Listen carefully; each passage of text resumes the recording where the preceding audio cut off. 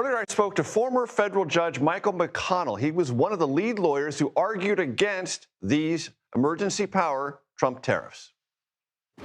Michael, two questions to start. Your reading of the majority opinion and your reaction to President Trump saying those who ruled against him on the high court were disloyal to the Constitution.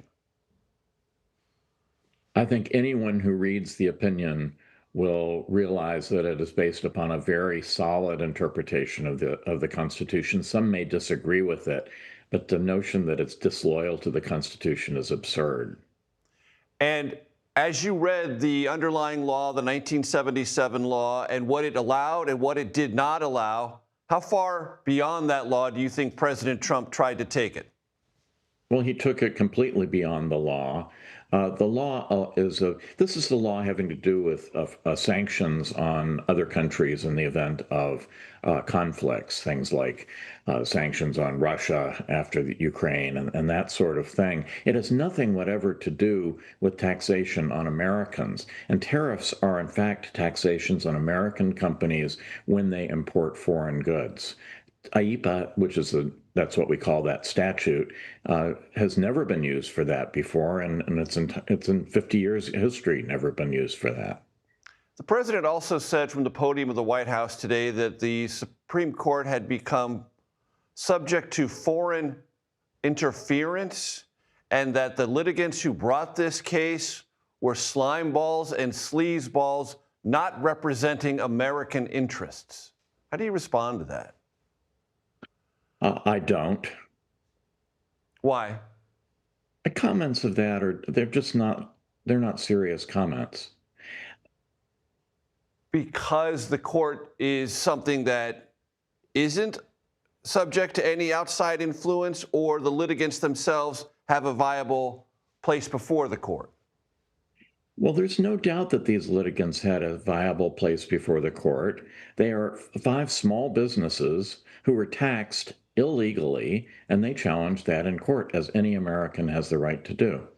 When the president spent a lot of time extolling what he considered to be the constitutional virtues of the dissenting justices, specifically Brett Kavanaugh, how did you evaluate Justice Kavanaugh's interpretation that the law did allow for these tariffs and they're a common tool and presidents should have wide authority to be able to use them?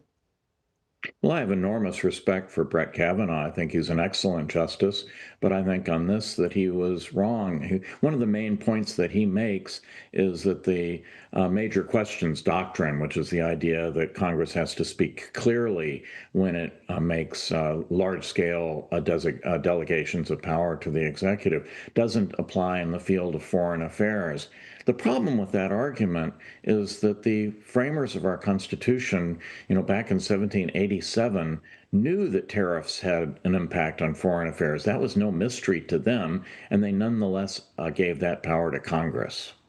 Right, and the first crisis, and it was a crisis for Andrew Jackson, his vice president, John Calhoun, resigned in the nullification crisis, which was a crisis over tariffs, and South Carolina saying that the federal government didn't have a right to impose the tariffs because it dealt with them economically through foreign powers. I mean, that's part of something this country wrestled with then, the Supreme Court wrestled with then. That is a part of this backdrop, is it not? Well, sort of, but no, the Supreme Court didn't grapple with that. Congress grappled with that.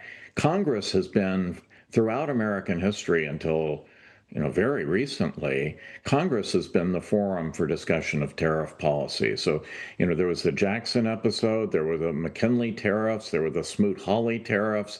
All of these debates took place in Congress. Never before has a president taken over tariff policy the way President Trump has sought to do. And I heard within the president's remarks today a kind of acknowledgement that other authorities exist, other authorities have always existed, and that he will use them now, but they're more cumbersome. But he always had those alternatives open to him. Yes, he did. But he chose not to. I mean, he specifically used IEEPA because it was unbounded, because there were no limits. There were no time limits, no procedural limits, no limits of any sort under his interpretation, of course. Right. And Michael, how would you assess the importance of this question put before the court and the court's judgment on this matter of newly interpreted presidential power? Of course, the immediate impact for the American public will be on prices. And it's very hard to know exactly, how fast or when. But the longer, and I suspect most important impact over the next, half century is going to be that this requires that the president stay in his lane, that the president has very important powers in our system, but he doesn't have unlimited powers.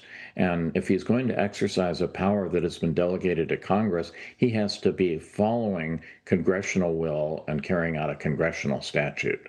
Last question, Michael. The president said this opinion said nothing about refunds of these tariffs, and he said we're going to be in court for 2 to 5 years. That suggests to me the administration has no intent, at least currently, to initiate the refunds. Is that how you read it? And what do you think that leaves the litigants who sought relief before the High Court on this particular matter? I think my clients, the 5 small businesses in this case, will be entitled to their refunds immediately. That's what they sued for. They brought the claim. The government, at no point did the government argue that there was any reason not to give them the refunds to which they're entitled, other than their legal argument that the tariffs were properly imposed. It's the end of the case for them. Now, there are numerous other businesses out there that have paid taxes. Some of them have already filed for refunds. Many more will do so. Who knows how long those will take, but it doesn't seem like a very complicated procedure to me. Now, I'm not a trade lawyer, so I don't know for sure, but I don't see why these can't be processed relatively quickly. They could be self-executing unless the administration doesn't want to execute them. Well, the administration is within its rights to demand that they file suit. But once they're in court, they'll be in the Court of International Trade, the very court that we went to months ago and that held that the tariffs were illegal. I see no reason to doubt that the Court of International Trade will do its duty here. Michael McConnell, I appreciate your time very much, sir. Thank you. Thank you.